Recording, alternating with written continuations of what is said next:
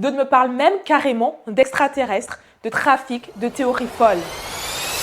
Avant de lancer cette vidéo, je veux apporter une mise à jour très importante. Nous sommes le 4 septembre 2025, il est 12h45 et depuis l'enregistrement de ma dernière vidéo, de nouvelles informations ont été relayées par des journalistes concernant la disparition d'Enzo Nattou. Son corps a été retrouvé à lance-pistolette et identifié par les autorités, selon eux. Cependant, la voiture n'a toujours pas été localisée et les recherches se poursuivent. Je tiens à préciser que je ne reçois pas d'informations directement de la gendarmerie. Je me base sur ce qui est publié dans la presse et relayé publiquement. Par la suite, je mène une enquête, mais sur ces dires. La vidéo que vous allez voir reprend les éléments connus au moment de l'enregistrement, le 3 septembre 2025. Je la laisse telle qu'elle parce que c'est important de garder une trace du suivi de cette affaire, mais je voulais que vous ayez toutes les dernières informations dès maintenant mises à jour. Le corps découvert le 30 août dernier à Lance-Pistolet, à Anse-Bertrand, pourrait être celui d'Enzo Nattou, disparu depuis le 17 août. L'autopsie a permis d'établir une correspondance dentaire à 95%, mais la confirmation n'interviendra qu'après des examens complémentaires en métropole. La famille a été reçue par les gendarmes et, dans un souci de transparence, un message a été publié sur les réseaux sociaux. Une jeune mère de 17 ans et son bébé de quelques jours ont disparu en Guadeloupe. Une jeune femme de 22 ans a disparu depuis le 18 juillet en Guadeloupe, selon les premiers éléments de l'enquête. Un jeune de 17 ans a disparu après s'être enfui d'une fête ce 7 août en Guadeloupe. En août 2025, 6 personnes de tous âges ont fait l'objet d'une enquête pour disparition inquiétante en Guadeloupe. La capitaine de gendarmerie Marine Huchet explique les critères, les procédures et les bons gestes à adopter en cas de disparition. Depuis ma dernière vidéo sur Enzo, vous êtes nombreux à m'écrire. Merci à vous. Malheureusement, ce n'est pas le seul. Depuis début août 2025, il y a eu au moins 5 personnes qui ont disparu, même une jeune femme et son nourrisson, et un homme de 77 ans. Louche, non? Ma famille, nous connaissons le père et la grand-mère d'Enzo, c'est vraiment un drame, une personne ne disparaît pas comme ça, même pas de sortie de route de la voiture. D'après ce que je viens de lire, plusieurs disparitions inquiétantes en Guadeloupe au mois d'août. Certains me disent qu'il y a plein de disparitions inquiétantes en ce moment en Guadeloupe et qu'ils ne comprennent pas. D'autres me parlent même carrément d'extraterrestres, de trafic, de théories folles. Alors aujourd'hui, on va trier ensemble le vrai du faux, ce qui est confirmé et ce qui relève juste d'Internet qui s'emballe.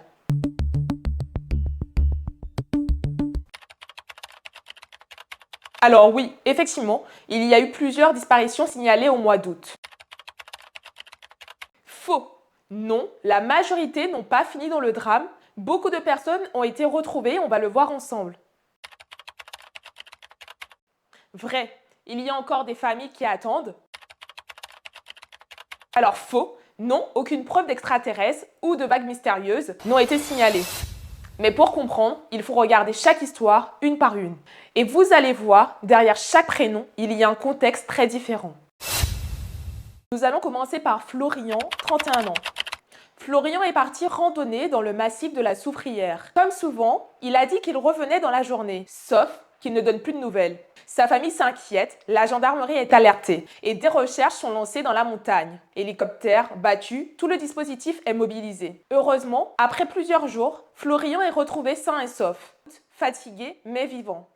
Lenny, 17 ans. Lenny disparaît après une fête à Capesterre-Belle-Eau. Ses proches ne le voient pas revenir. Les jours passent, l'angoisse monte. Finalement, il est retrouvé dans la forêt. 2 jours plus tard, là encore, une disparition qui finit bien. Julie, 22 ans. Julie, elle, disparaît depuis juillet. La police lance même un appel à témoins début août. Finalement, Julie se présente elle-même au commissariat. Elle explique qu'elle avait surtout des problèmes de téléphone qui l'ont coupée de ses proches. Là encore, une affaire qui se termine bien. Parlons maintenant de Fatouma, 17 ans, et de son bébé Kaina. Ce cas a bouleversé beaucoup de monde. Fatouma venait d'accoucher à CHU des Abîmes, mais elle quitte l'hôpital avec son bébé de 5 jours contre l'avis des médecins. Pourquoi ? On ne sait pas vraiment. L'hôpital alerte, la gendarmerie lance un appel à témoins. Les réseaux sociaux s'enflamment. On parle de danger pour le nourrisson, de fugue, certains parlent même de drame. Mais bonne nouvelle, Fatouma et son bébé ont été retrouvés sains et saufs. Mais aucune précision officielle sur le comment ni le quand, c'est ce flou qui entretient encore sûrement les rumeurs. Pierre Franciscain, 77 ans. Pierre disparaît à Anse-Bertrand, fin juillet. Sa famille s'inquiète, il n'a plus donné signe de vie. Quelques jours plus tard, la triste nouvelle tombe. Pierre est décédé. Ses funérailles ont eu lieu le 5 août, une disparition qui se termine dans le deuil. Et puis, comme vous l'avez vu dans ma précédente vidéo, si vous ne l'avez pas vu, cliquez ici. C'est probablement le nom que vous avez le plus entendu, parce qu'Enzo, lui, reste introuvable. Malgré les recherches, malgré les appels à témoins, malgré tout le bruit autour de sa disparition, aucune nouvelle officielle. Et c'est sûrement pour ça que son nom continue de circuler plus que les autres.